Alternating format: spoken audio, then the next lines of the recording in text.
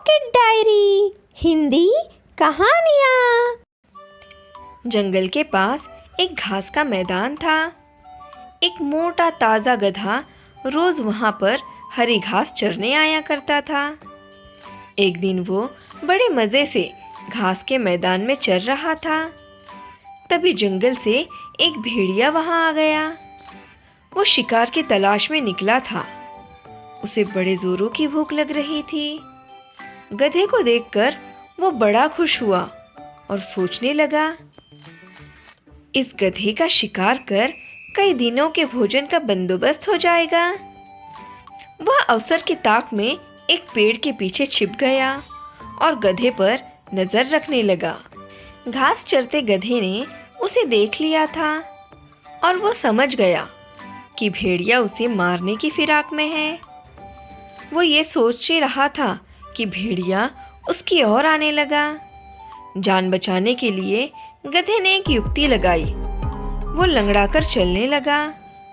उसे यूं लंगड़कर चलते देख भेड़िए ने पूछा, क्यों, क्या बात है? तुम लंगड़ाकर क्यों चल रहे हो? क्या बताओ भेड़िए भाई, मेरे पैर में कांटा चुभ गया है, बड़ा दर्द हो रहा है, इसलिए यूं लंगड़कर चल रहा हूँ। क्या तुम ये कांटा निकाल दोगे? मैं? भेड़िया चकित होकर बोला, मैं जानता हूँ भेड़िया भाई, तुम मुझे खाने के बारे में सोच रहे हो, मगर जब तुम मुझे खाओगे तब ये कांटा तुम्हारे गले में अटक सकता है, इसलिए इसे निकालना जरूरी है। भेड़िए ने सोचा, गधा सही कह रहा है, खाते समय मैं बेकार की मुसीबत क्यों मोल लूं? इसका कांटा निकाल ही देता हूँ, फिर इसे मारकर मज़े से खाऊंगा। वो बोला, ज़रा दिखाओ तो, तुम्हें कहाँ कांटा चुभा है? गधे ने अपना पैर उठा दिया। भेड़िया उसके पैर के पास आ गया और कांटा ढूंढने लगा।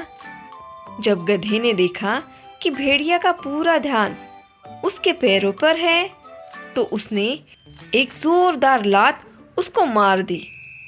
भेड़िया दूर फेंका गया। उसका सिर चकरा गया था।